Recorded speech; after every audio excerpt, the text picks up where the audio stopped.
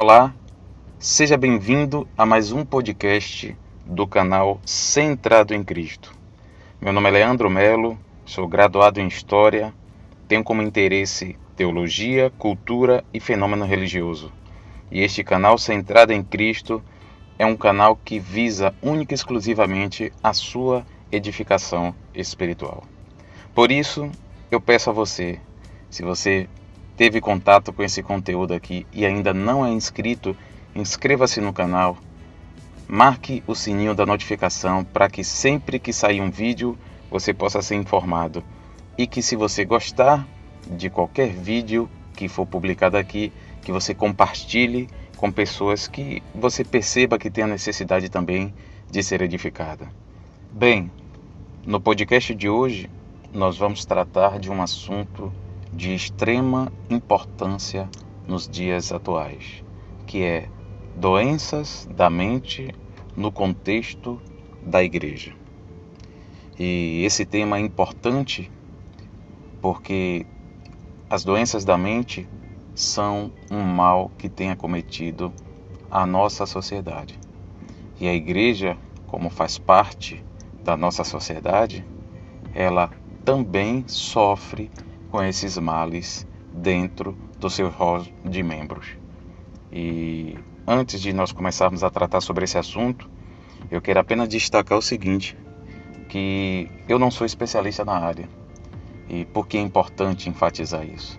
É importante enfatizar porque a discussão que nós vamos fazer aqui nesse podcast não tem a intenção de substituir nenhuma avaliação de algum especialista na área. É apenas uma discussão do ponto de vista de nós tocarmos em pontos sensíveis dessas questões e de nós procurarmos, de alguma maneira, tratar desse assunto com um olhar bíblico e com um olhar equilibrado para ajudar as pessoas. A intenção é única e exclusivamente essa. Primeiramente, eu quero falar sobre o conceito de doenças da mente.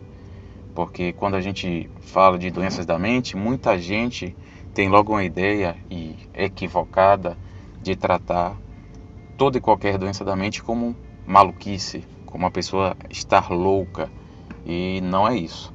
Na verdade, as doenças da mente são aquelas que comprometem o funcionamento da mente, incluindo alterações de pensamento, de emoção e de comportamento.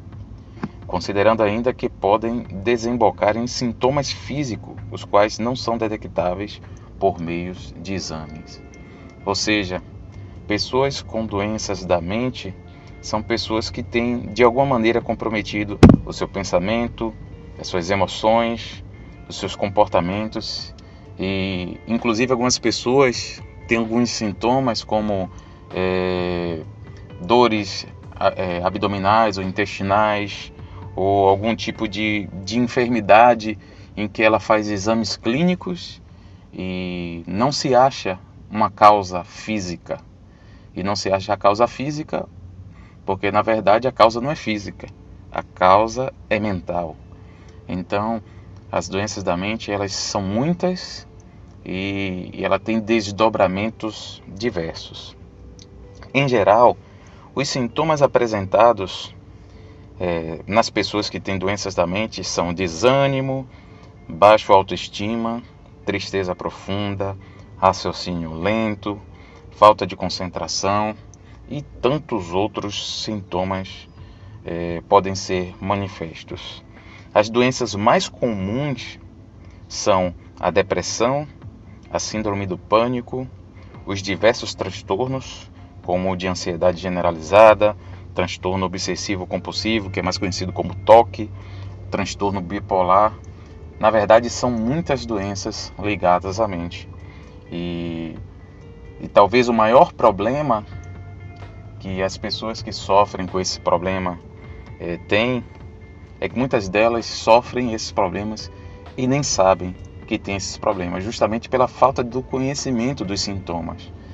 Às vezes ela acha que é a tristeza ou que algum tipo de desajuste que está acontecendo com ela tem motivo dos mais diversos, mas não motivo de uma doença, de uma enfermidade mental.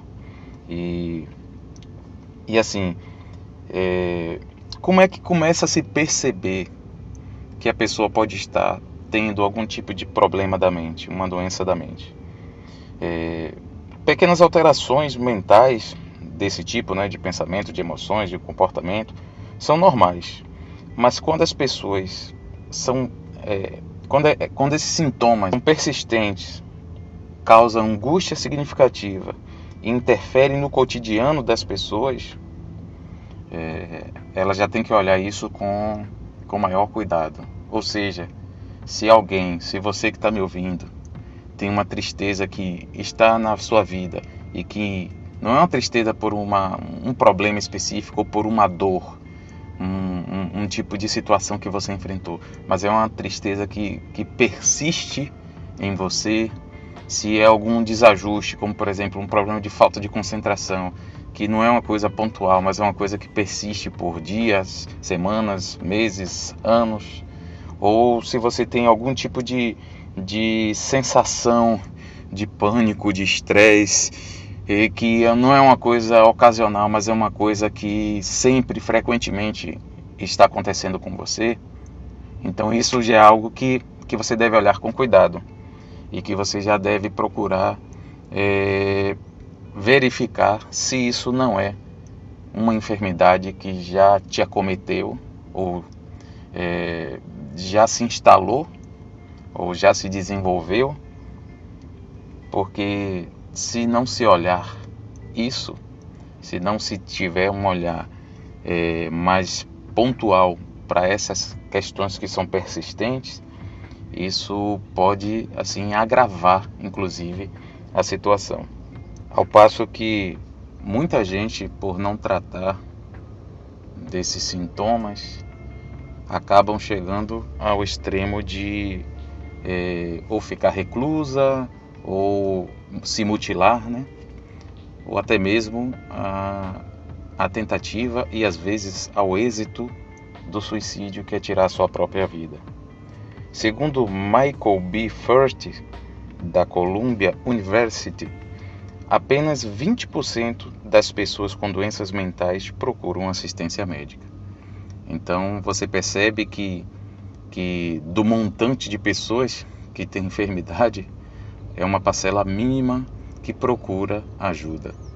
Então, nesse primeiro momento, é bom até você fazer uma avaliação e verificar se dessas coisas que está sendo falado aqui, desse podcast, você não sofre ou não sente algum desses sintomas.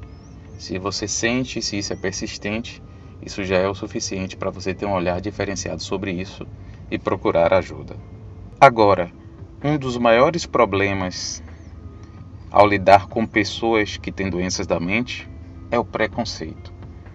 Porque a falta de conhecimento e de discernimento de boa parte da sociedade faz com que a parcela de pessoas que vivem esses problemas sejam olhadas de maneira estigmatizada. O que eu quero dizer com isso?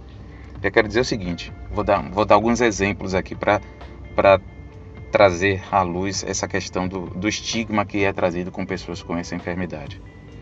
Vamos dizer que tem uma pessoa que tem depressão e essa pessoa ela começa a ficar agora querendo ficar mais na dela, isolada, não quer mais sair, não quer mais ter contato com as pessoas, quer ficar na sua casa, no seu quarto. Então esse tipo de pessoa muitas vezes é taxado como uma pessoa antissocial, uma pessoa que não gosta de estar com as pessoas, como se isso fosse uma atitude de escolha moral dela e não uma enfermidade. Uma outra coisa que é muito comum é que pessoas com doença mental e está com desânimo, elas são taxadas como preguiçosas. Poxa, fulano não quer fazer nada, não gosta de fazer nada, é uma pessoa extremamente preguiçosa. E nem sempre é uma pessoa preguiçosa. Pode ser que essa pessoa esteja com um problema de alma, um problema emocional que precisa ser tratado. Uma outra coisa, pessoas principalmente com síndrome do pânico, ou pessoas com transtorno de ansiedade generalizada, às vezes ela tem dificuldade de lidar com determinados locais, em andar em determinados pontos da cidade, e que para ela é um grande problema, que para outras pessoas é uma coisa natural passar por aquele local ou estar naquele ambiente, e aqueles que sofrem com isso muitas vezes são taxados de medrosos. Como é que pode? E às vezes é criticado por outras pessoas. Fulano, você não tá vendo que isso não tem nada demais? Então olhar sempre trazendo uma carga de defeito para outra pessoa, seja de preguiça, seja de medo, ou de antissocial, às vezes de irresponsável, dependendo do tipo de característica da enfermidade que se manifesta na pessoa. A pessoa pode ser tratada também como irresponsável, enfim. O preconceito, ele certamente acontece, e isso por falta de conhecimento e de discernimento, de se perceber quando isso é um problema de cunho moral ou um problema de cunho de enfermidade. E no contexto da igreja, esse problema, penso eu, que se agrava ainda muito mais, porque além desses preconceitos que a gente tratou aqui, a pessoa no meio da igreja, ela ainda pode ser julgada ou taxada, né, de rebelde, de indisciplinada ou até mesmo de não convertida. Porque no meio da igreja, essa questão da submissão, da disciplina pessoal e da prática da santidade, ela é tida em grande conta, como se deve ser. Mas muitas vezes pessoas que não vivem ou não conseguem viver, pelo menos frequentemente, essa realidade, pode ser muitas vezes considerada assim como rebelde, indisciplinada, não convertida, e esse julgamento ele é muito fácil de acontecer justamente por falta desse discernimento. As pessoas que estão em volta de pessoas que têm problemas como esse, às vezes não sabem perceber, não sabe entender quando a pessoa realmente não se converteu, realmente é indisciplinada ou é rebelde, não sabe diferenciar uma pessoa dessa de uma pessoa que está passando por um problema emocional que faz com que ela não consiga viver uma realidade de uma pessoa, vamos dizer assim, que esteja em uma situação normal de vida cristã. E isso é um problema muito sério na igreja, e que a maioria das pessoas tem dificuldade de lidar realmente com isso, né? E o julgamento acaba sendo muitas vezes até involuntário. E desse ponto de vista, muita gente, e eu mesmo, já julguei mal pessoas por não ter o devido conhecimento e nem discernimento. E só fui tocado e sensibilizado, e só procurei ter pelo menos a busca de um discernimento sobre como tratar as pessoas nas suas diferentes situações, a partir de uma experiência que aconteceu comigo mesmo. Minha vida adulta, pelo menos, foi uma vida sempre muito cheia de responsabilidades e muitas dificuldades. Responsabilidade com a questão da saúde, porque eu sou um ex-obeso mórbido, e quando eu emagreci, eu fiz uma cirurgia de redução de estômago.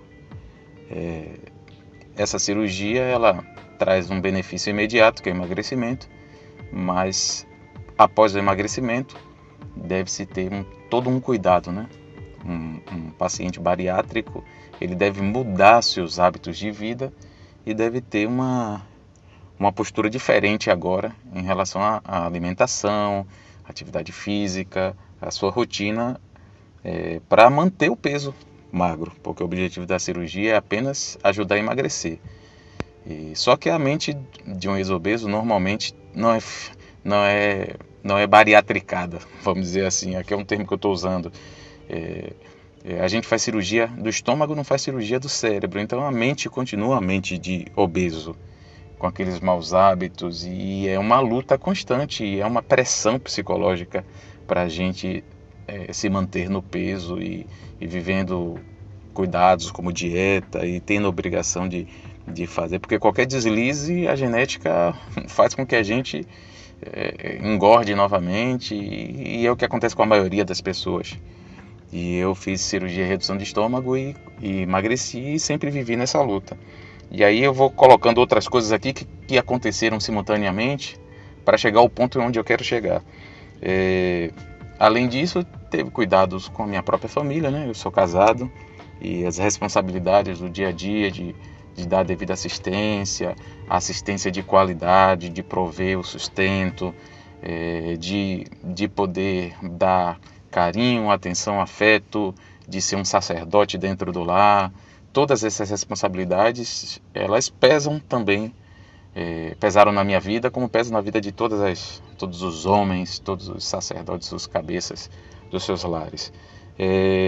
Além disso, eu trabalhava, isso na minha vida adulta, assim, boa parte do meu tempo eu trabalhei em trabalhos que geravam muito estresse, e em determinado momento eu comecei a trabalhar em 2 locais ao mesmo tempo. Então, assim, isso já tomava meu tempo como um todo. Os 2 trabalhos exercitavam muito minha mente. Então era uma questão de que minha mente o tempo todo estava movimentada, estava trabalhando, e com muitas pressões. E além disso, a questão financeira, né? Porque a família vai crescendo, sou eu, minha esposa e 2 filhos, e as demandas vão aumentando, é educação, é saúde, é lazer, é uma série de coisas que a gente precisa prover financeiramente. Então existem preocupações, e a gente, como cristão, tem que ajustar o nosso orçamento para não ser desordenado, enfim. Essa preocupação financeira também era uma coisa assim que era muito, muito presente na minha realidade.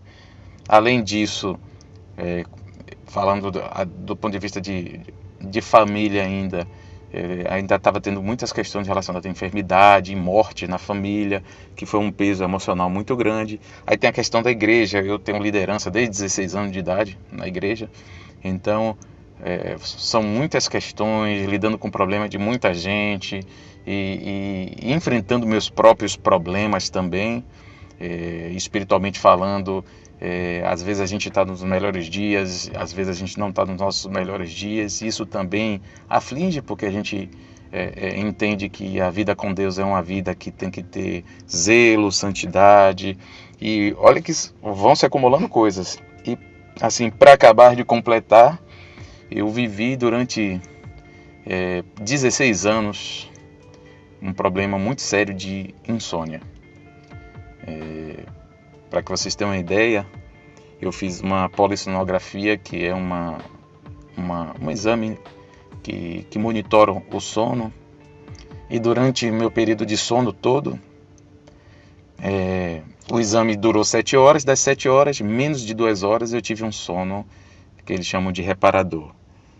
Então grande maioria do tempo eu não descansei, e segundo o registro desse exame, eu despertei, ou seja, meu cérebro despertou durante a noite 42 vezes.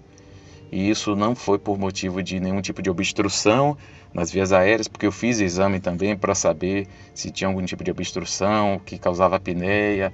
Enfim, não tinha nada, era uma questão apenas neurológica. Aí imagine, tantas situações já, o pouco tempo que eu tinha, as pressões que eu vivia, e ainda essa questão da insônia. E aí chegou um determinado momento, isso foi em 2016, que eu comecei a ter a manifestar sintomas muito sérios, que no primeiro momento começou como dificuldade de concentração. Eu já estava com dificuldade de me concentrar para fazer algumas tarefas. Às vezes o meu cérebro parecia que dava um pane, eu não conseguia às vezes nem pensar, e aí eu tinha que parar, dar um tempo e tal, e daqui a pouco eu comecei a esquecer. Tem uma situação emblemática, que eu estava na sala de minha casa, e eu ia para a cozinha porque eu ia fazer algo, e quando eu cheguei na cozinha eu não lembrei o que é que eu tinha ido fazer lá. E aí eu voltei, e aí na volta eu cheguei na sala e lembrei de novo o que é que eu iria fazer. E aí eu voltei para a cozinha. Quando cheguei na cozinha, esqueci de novo. E aí, quando eu esqueci, eu voltei e cheguei na sala e lembrei, isso aconteceu de novo. E aí eu disse: tem alguma coisa errada. Tem alguma coisa errada com o meu cérebro e eu não estou tendo concentração, estou tendo esquecimento. E esqueci assim com frequência. Às vezes eu estava conversando com as pessoas e não só esquecia, como as conversas truncavam uma na outra, porque eu estava conversando com uma pessoa e queria falar porta, falava jardim. E isso consciente na conversa. Eu consciente na conversa, estava falando alguma coisa e tal, eu ia falar cachorro. Era o que eu ia falar, vamos dizer assim, na conversa.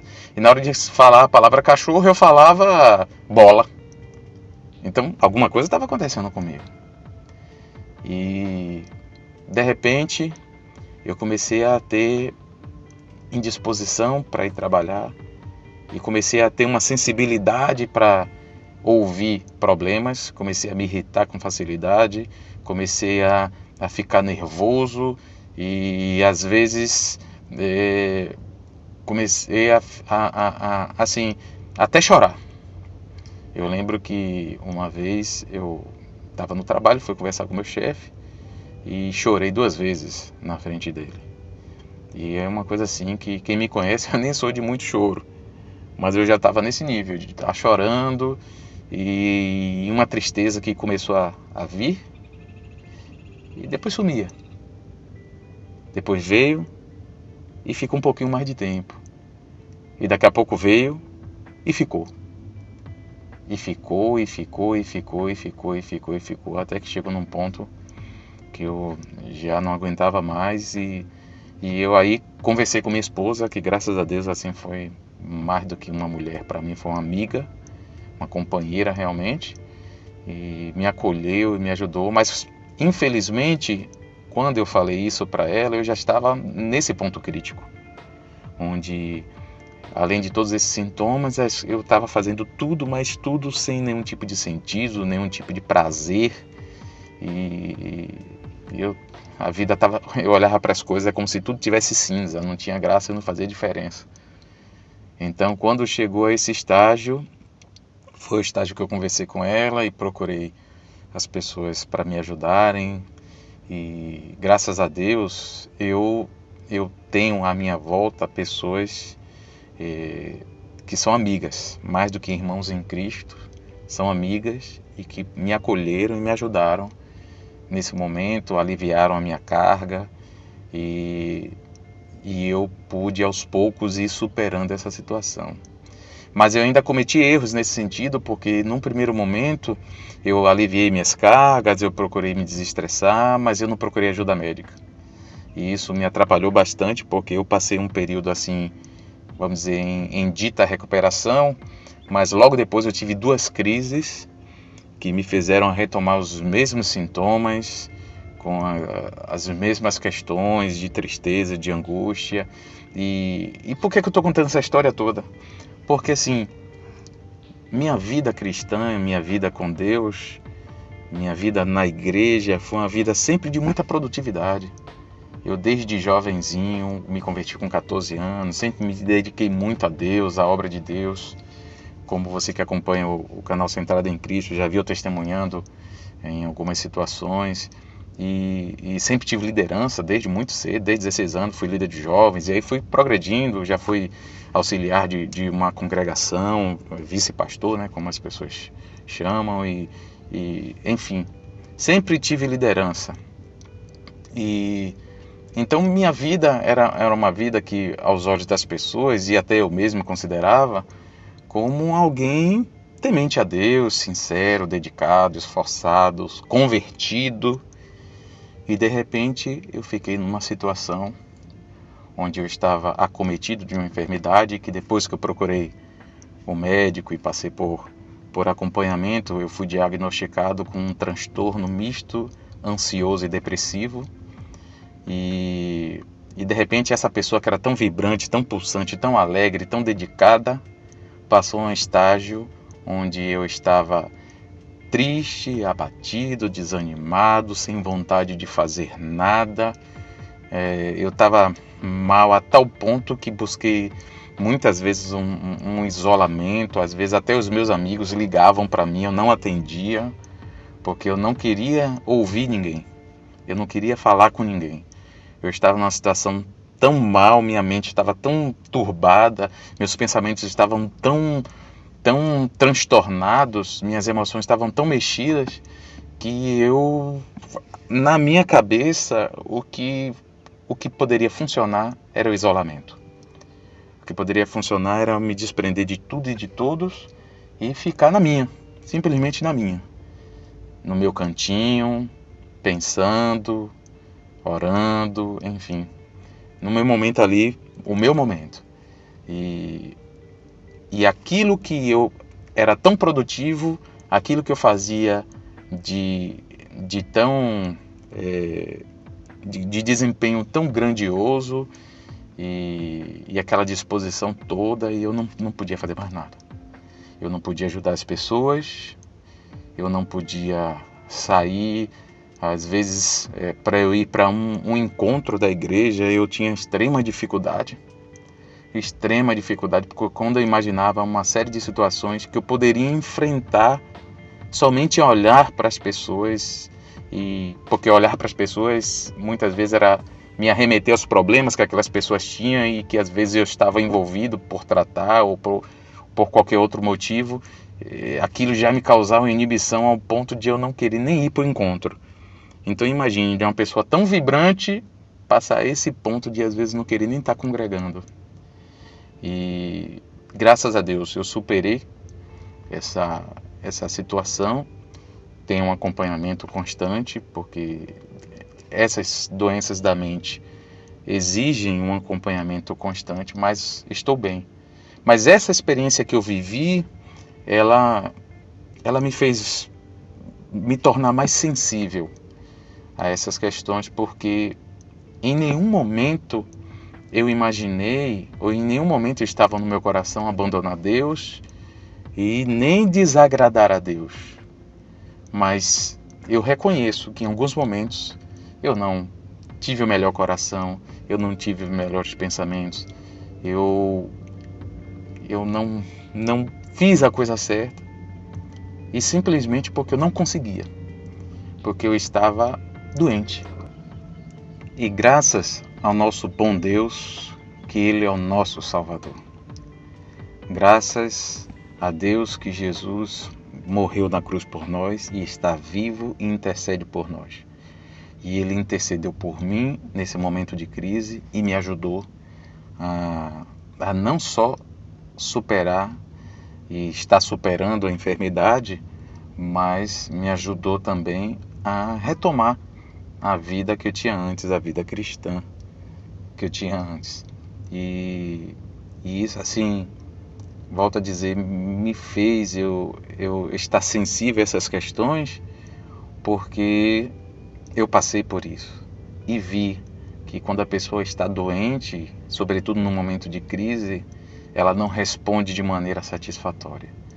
E sobretudo nesses momentos ela precisa da atuação e precisa crer que Jesus é o Salvador dela. Porque no momento em que ela não pode, e não pode em nenhum aspecto, ela precisa que alguém a tome pela mão e faça sair dessa situação. Então,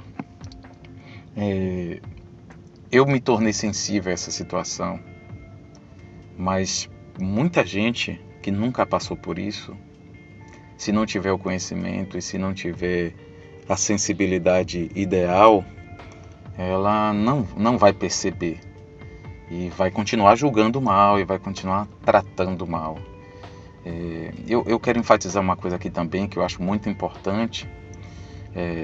Eu não quero, com isso que a gente está tratando aqui, com a forma que eu estou abordando aqui no podcast, estar dizendo que a gente tem que ser complacente com os defeitos e com as dificuldades e com as fraquezas e até com os pecados das pessoas.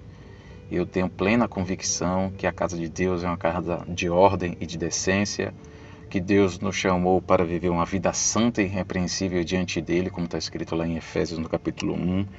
Tenho plena convicção disso. E a gente não deve abrir mão disso. Mas a gente também tem que estar atento de que todos nós somos pecadores. E que o pecado, ele nos aflige de várias formas. A corrupção que nós temos em nós, ela nos toca de várias maneiras. Inclusive nos deixando suscetíveis a ter problemas como esse. Problemas que fazem com que a gente, mesmo convertido, se torne impotente diante das situações que nos cercam, de maneira com que a gente age de forma indevida diante das situações. E aí, por causa disso, eu acho que o primeiro grande ponto a gente destacar aqui de importante no sentido do contexto da igreja é de que a igreja ela deve ter um ambiente saudável, mas saudável do ponto de vista não só da santidade, do zelo pela santidade, mas também do acolhimento, do serviço, da graça, um ambiente pautado pelo amor e seguindo o exemplo de Jesus. Porque assim, ninguém na face da terra teve mais zelo pela santidade do que Jesus Cristo, do que o nosso Senhor. Ninguém mais teve zelo do que Ele. E, no entanto, a postura de Jesus diante dos pecadores, e aí independe se o pecador era um pecador com doença da mente ou sem doença da mente, o olhar de Jesus e o tratamento de Jesus para pessoas que eram pecadoras e que reconheciam os seus pecados, a sua condição de pecaminosidade, foi sempre uma atitude de graça, de misericórdia, de perdão, de salvamento, porque Jesus é o Salvador. Jesus só foi combativo, Jesus só foi duro e forte com aqueles pecadores que achavam que não eram cegos, achavam que viam tudo e achavam que não tinham pecados. Eles eram pecadores porque eram pecadores em essência, porque todos os seres humanos são. Mas eles não se consideravam assim, eles se consideravam superiores. E aí eu estou falando especificamente dos religiosos da época, dos fariseus, dos saduceus, que se olhavam como pessoas diferentes das outras. Eles não se olhavam como pecadores, não tinham um coração quebrantado. Como Jesus diz, honravam com os lábios, mas o coração estava longe dele, ele citando um texto de Isaías.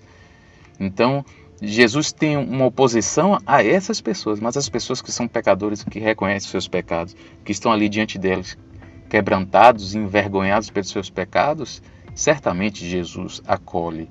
E a gente pode citar, por exemplo, a mulher adúltera, que foi pega em adultério, que estava ali numa posição de vergonha diante de Jesus, e Jesus foi questionado se deveriam sobre o lançar a pedra, né? Sobre ela. E Jesus disse, aquele que não tem pecado, tire a primeira pedra. E aí Jesus não só traz uma reflexão para as pessoas que queriam apedrejar, porque todo mundo é pecador, como Jesus liberou ela, dizendo que ela deveria ir em paz, mas não pecar mais. Então a atitude de Jesus em nenhum momento foi de condenação para ela. E quando eu falo que o exemplo de Jesus pautado em amor deve ser a prática da igreja e o ambiente da igreja, é nesse sentido. As pessoas com doenças mentais, elas vão estar numa situação como essa. Assim como as outras pessoas que não têm doenças mentais podem estar em situação de pecado também. Mas qual é a nossa postura? A nossa postura tem que ser daquela de dizer, como é que pode isso? Só criticar e questionar e pressionar a pessoa? Ou é de acolhimento, de se colocar como aquele que se compadece das fraquezas e que deve ajudar aquela pessoa a vencer, a superar aquela situação, seja por uma fraqueza habitual ou seja uma fraqueza gerada de uma doença emocional. Eu já vi casos, por exemplo, de pessoas que foram com o coração quebrantados, tristes e envergonhadas por ter cometido pecados e chegar a confessar seu pecado para um irmão e dizer, irmão, aconteceu isso, isso, isso e aquilo. e porque de repente aquele pecado foi uma reincidência daquele irmão que ouvia uma confissão chegar com toda a dureza, sem nenhum tipo de sensibilidade, e atacar aquele irmão dizendo: como é que pode, você não pode fazer isso porque você agora é uma nova criatura, você é discípulo de Jesus, ou enfim, você é cristão, você não deve ter uma postura dessa. A pessoa já está chegando envergonhada, a pessoa já está chegando triste, a pessoa já está chegando amargurada, porque caiu num pecado que ela sabe que desagrada o Senhor. Ela não queria, por isso que ela está confessando, ela não queria estar naquela situação, mas acabou se envolvendo e se entregando ao pecado. E aí ela se coloca diante de um irmão, confessando seu pecado, buscando ajuda, e o irmão trata dessa forma. Esse não é um ambiente de acolhimento. Jesus, como exemplo de sacerdote, Jesus se compadeceu das nossas fraquezas. E ele poderia até ser diferente, porque ele é a exceção, a diferença de nós, ele não tinha pecado. E nós todos somos pecadores. Nós que temos pecados, nós é que não deveríamos em nenhum momento ter esse tipo de atitude. Com isso eu não quero dizer que as autoridades da igreja, elas não vão disciplinar alguém que está cometendo pecados, e às vezes grosseiros, e expondo o testemunho. Não estou dizendo isso, eu acredito que a disciplina é uma orientação bíblica. Mas eu também acredito que a orientação bíblica da disciplina, ela só se faz valer depois de seguir uma série de critérios em que a pessoa que vai sofrer a disciplina, ela passa por esses critérios. Inclusive esse tipo de avaliação da condição do pecado dela, da condição espiritual, mental, emocional. Se ela passa por todo o critério, e a partir daí ela, diante dos critérios adotados, é julgada como apta a passar pela disciplina. Então a disciplina é bíblica, mas ela tem critérios. Não pode ser simplesmente porque a pessoa errou e ser tratada dessa forma, e ser às vezes exposta ou afastada do ambiente da igreja ou de alguma função, porque o ambiente que a gente deve ter não é esse ambiente de punição, é um ambiente de acolhimento, um ambiente saudável, um ambiente de disposição sempre de acolhimento e de busca a abraçar a dor, o sofrimento e as fraquezas de cada uma das pessoas. Então, em primeiro lugar, a gente tem que ter esse cuidado de ter esse ambiente. Isso é uma responsabilidade de todo mundo. É uma responsabilidade minha, é uma responsabilidade de você que está ouvindo, ou de qualquer pessoa da igreja, de zelar por esse ambiente. Nós, se queremos ajudar qualquer irmão, sobretudo irmãos que estão passando por dificuldades, e que essas dificuldades elas vêm de doenças mentais, você e eu temos que ter um olhar acolhedor.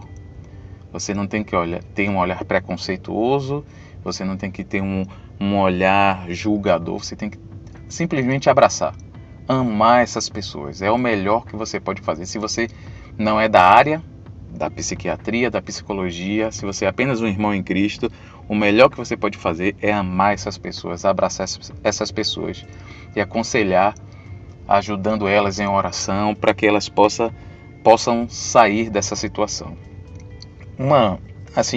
Algumas coisas também eu preciso abordar no sentido de individual, né? De que cada pessoa deve ter o cuidado. Porque assim, no primeiro momento eu falei aqui sobre o ambiente que a gente deve promover. Mas individualmente falando, a gente tem que tomar cuidado com a nossa vida. Quando eu contei o meu testemunho aqui, o meu testemunho, ele serve para avaliação de muitas pessoas em relação às suas próprias vidas. Porque se eu passei por essa situação e desenvolvi um transtorno, eu desenvolvi porque eu me descuidei. Eu não posso atribuir isso a ninguém. Eu só posso atribuir a mim mesmo. Eu me descuidei de uma série de questões de saúde, vivi num ambiente estressante. Eu poderia mudar muitas dessas realidades. Pelo contrário, eu me entreguei a muitas delas. Por questões financeiras, por questão de achar que eu era forte o suficiente para lidar com todo tipo de situação, por achar que sempre dava para uma coisa, achar que dava para ter 2 empregos, uma série de coisas. Então, assim, de tudo que eu contei, poucas coisas não teve uma ação direta minha de me envolver. Então, eu não posso atribuir a outra pessoa senão a mim. E normalmente as pessoas que vão sofrer doenças mentais, elas, via de regra, procuram com seus hábitos de vida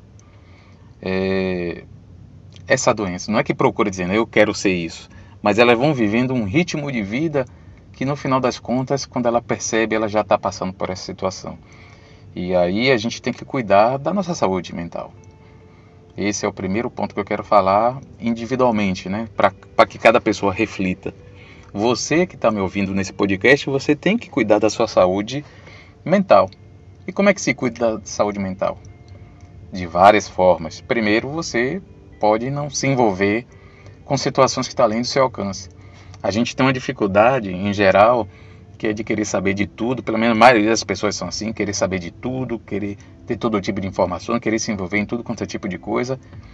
E eu penso, né, que cada um deve viver a sua realidade. O problema dos outros, que a gente não tem como resolver, eu não preciso me envolver, a não ser que seja em oração.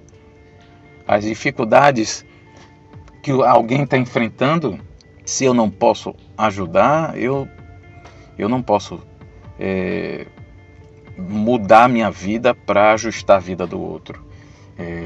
Por exemplo, eu tenho prioridades.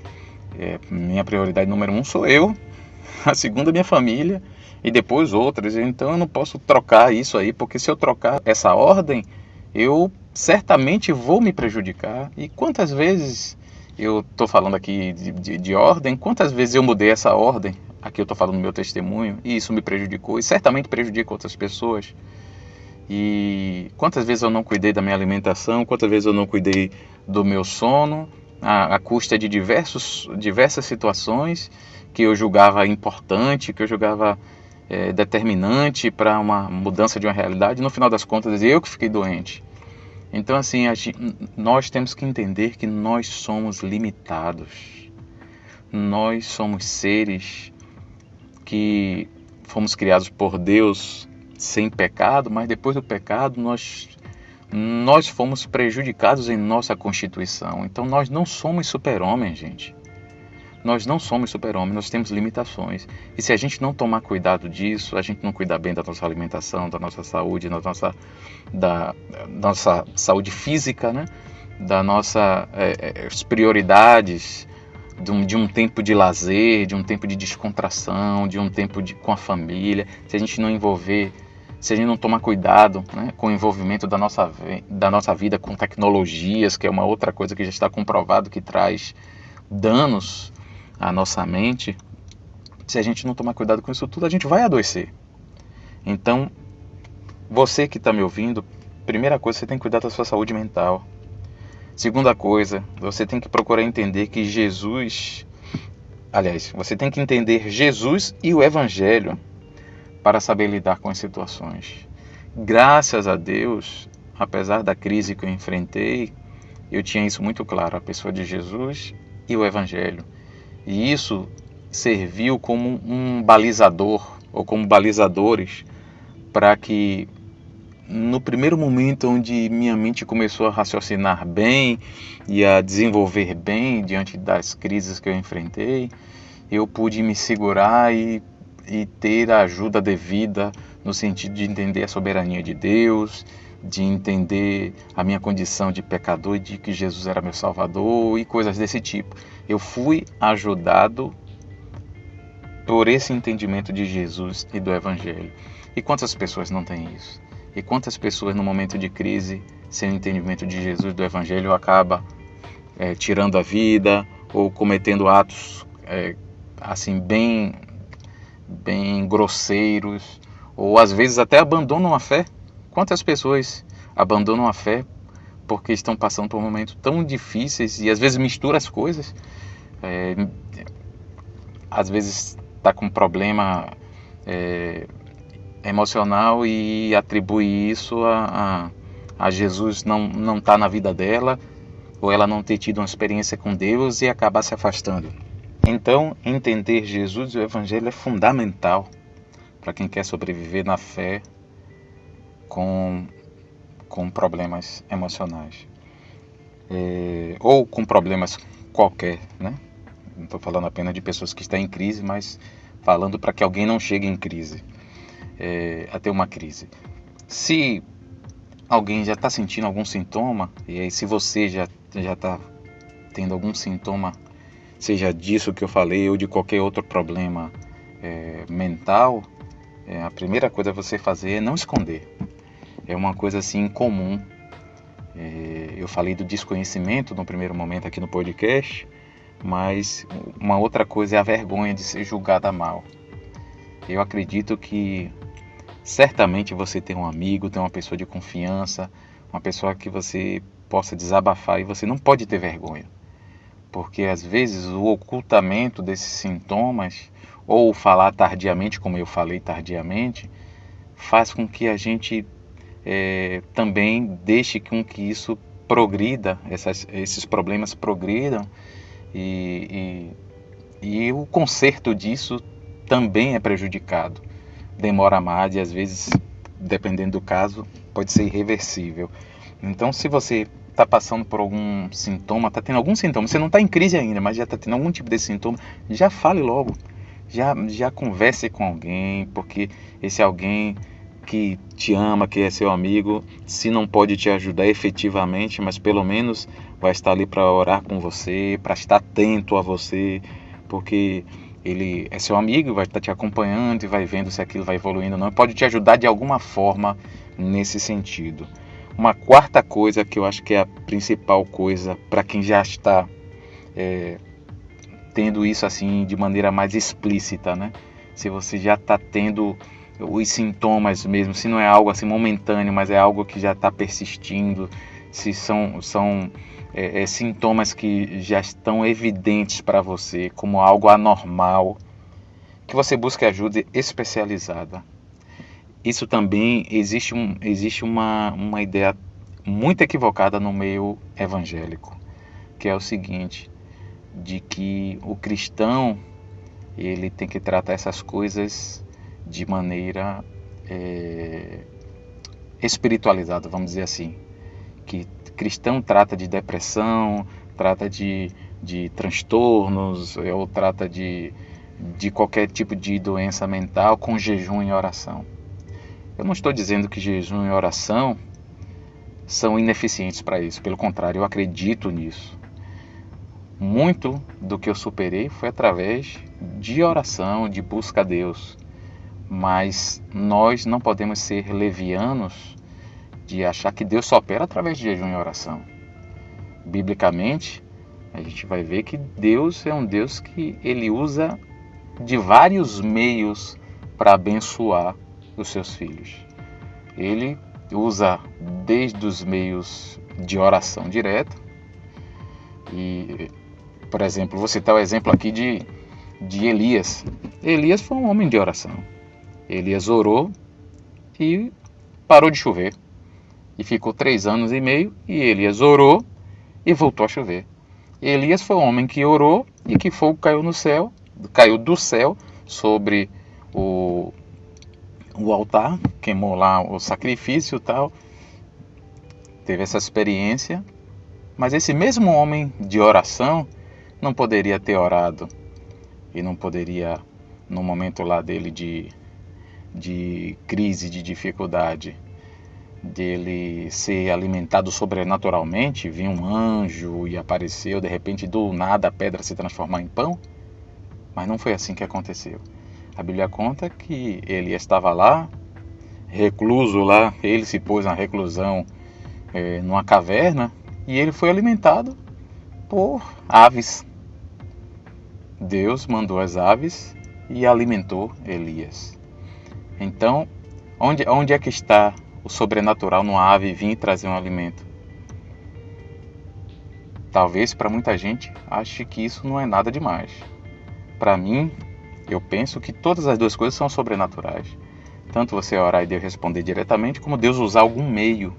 E é nesse sentido que eu falo aqui sobre a questão da busca das pessoas que estão com esses sintomas, buscar ajuda médica. Porque Deus pode curar através de oração e através de meditação na palavra de jejum? Pode. Mas Deus também pode curar através da intervenção do médico. O médico é como se fosse a ave que alimentou aqui Elias. Deus pode usar da forma que quiser. Nós, que somos carentes da ajuda de Deus, não podemos desprezar os meios ou achar que uma coisa é mais espiritual do que a outra. Nós temos que ter sabedoria bíblica em entender que Deus se manifesta e age da forma com que Ele quer e usando todos os meios que Ele achar conveniente.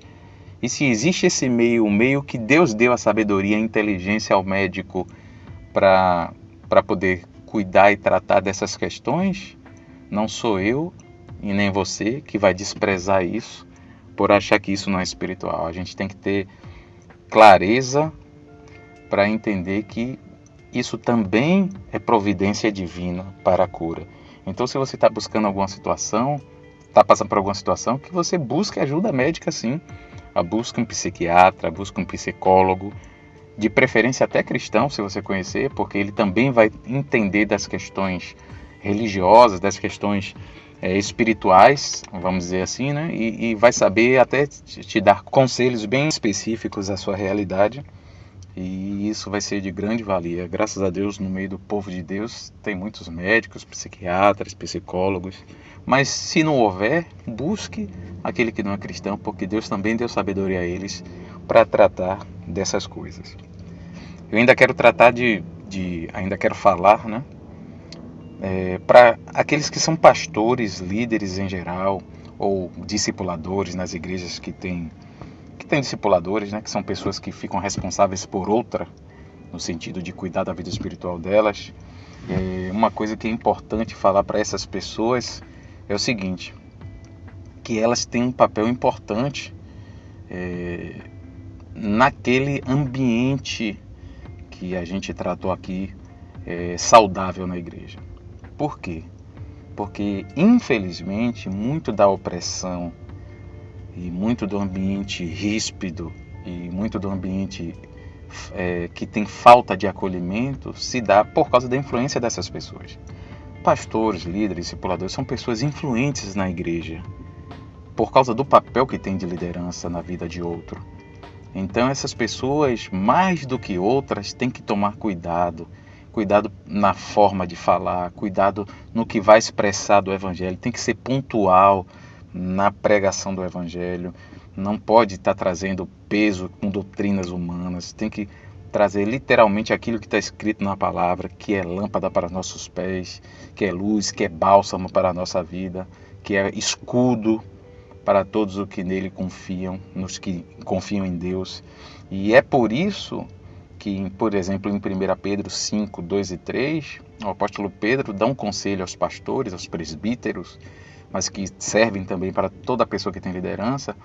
Ele dá um conselho de que os presbíteros eles não devem ser dominadores do povo de Deus. Eles não devem agir como quem tem domínio sobre as pessoas. Eles devem pregar a palavra, devem ser exemplo dos fiéis, e só isso basta. Ele não precisa que uma congregação, para seguir aquilo que ele pensa, agir manipulando ou utilizando artifícios para que as pessoas se enquadrem. Ele não precisa disso. A igreja é de Deus e Deus cuida da igreja. Os pastores, os líderes, discipuladores têm a obrigação de pregar o evangelho, pregar a verdade de Deus, ensinar a palavra, ser exemplo dos fiéis, pontuar, obviamente, aquilo que está certo, o que está errado, e aplicar a disciplina quando for necessário, mas nada além disso. Os líderes na igreja não precisam dominar a vida das pessoas. Cada um dará conta de si. Os pastores vão dar, inclusive, conta de si também.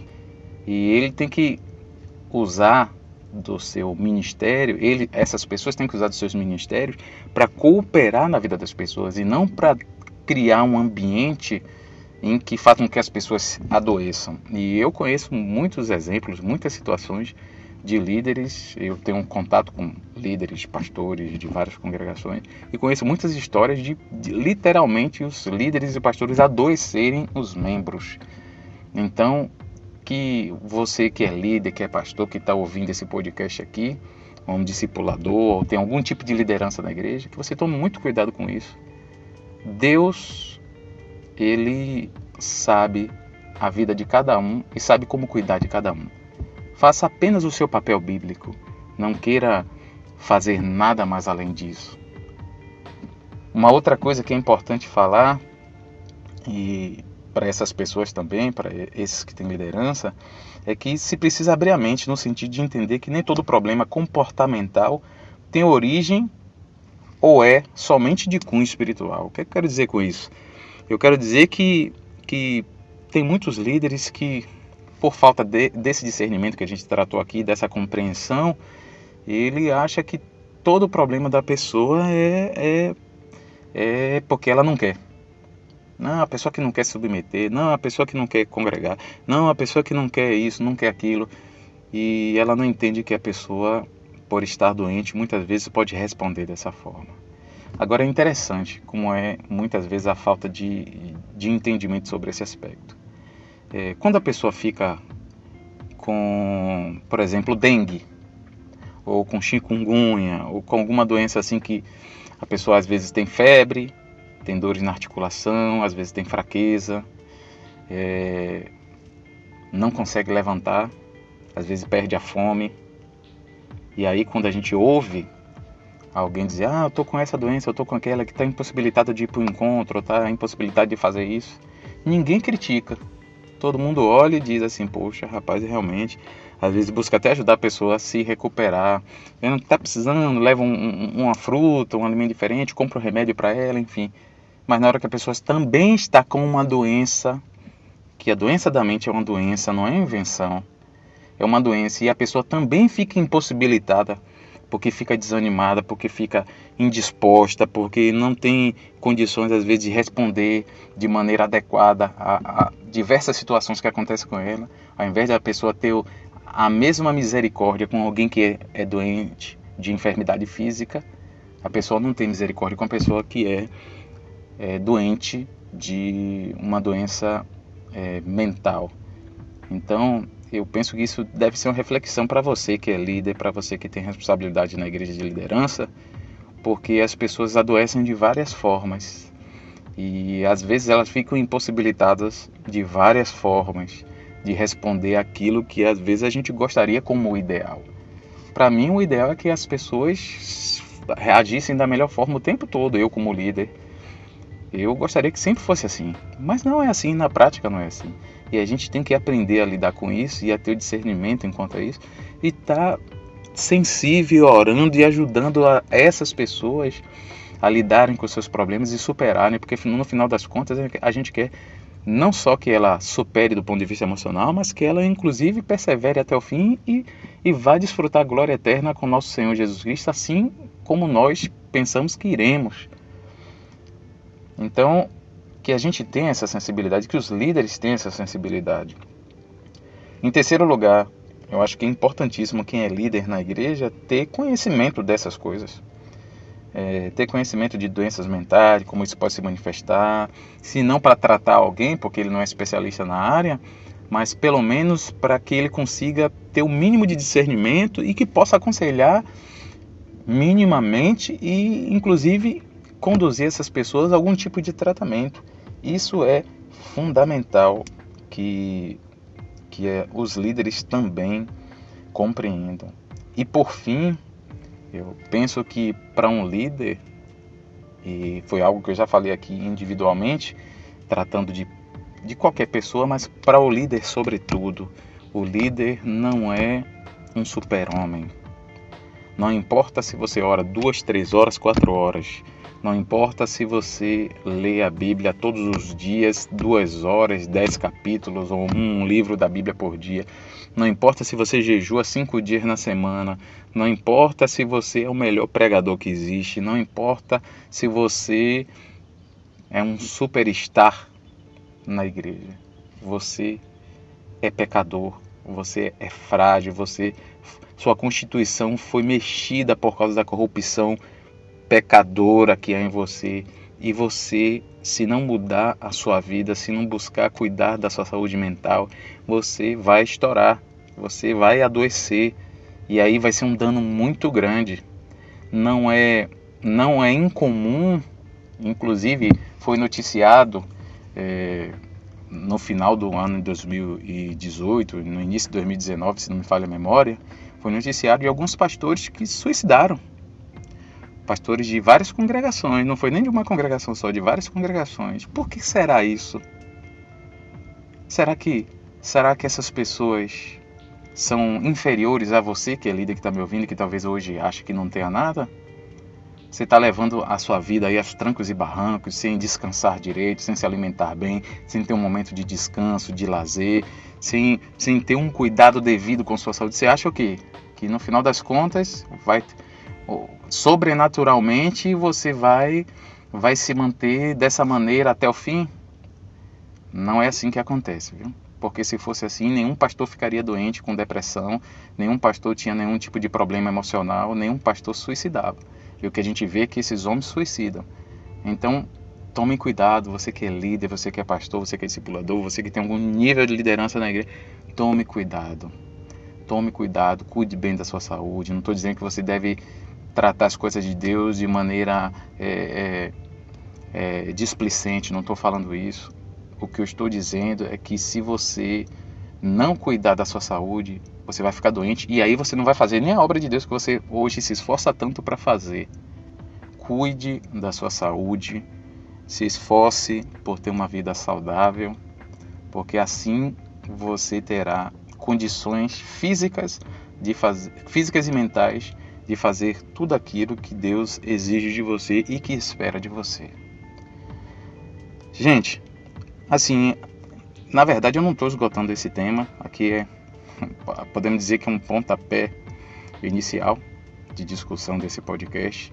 A gente poderia tratar assim vários aspectos do que foi falado aqui de maneira assim, individual e pormenorizada, mas infelizmente o tempo não permite, porque senão seriam horas e horas de gravação de podcast.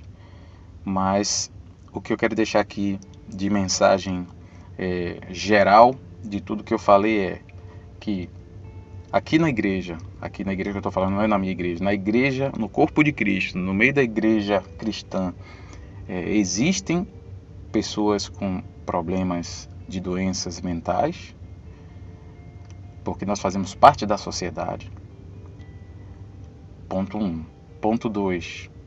Nós não podemos ter nem preconceito e nem estigmatizar as pessoas que vivem esses problemas. Pelo contrário, temos que manter um ambiente que seja um ambiente saudável e acolhedor para que essas pessoas encontrem apoio para superar os seus problemas.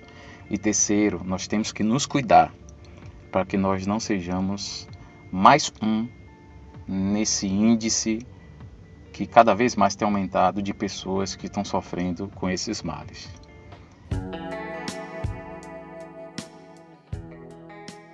Eu encerro esse podcast aqui. Que Deus possa te abençoar, que Deus possa encher você de graça e de sabedoria para lidar com as pessoas que estão em volta de você e com o cuidado com você mesmo. Peço que, por favor, é um pedido que eu volto a fazer aqui, se você conhece alguém que precisa ouvir sobre esse assunto, que você possa compartilhar esse podcast, compartilhe com essas pessoas. E peço a você que ainda não é inscrito, mais uma vez, inscreva-se no canal. Nós aqui produzimos conteúdo, eu produzo conteúdo aqui que visa sempre uma reflexão, um crescimento espiritual. E inscreva-se para que você possa ajudar o canal e marque o sininho da notificação para que você receba sempre a notificação, a informação dos vídeos quando eles forem publicados.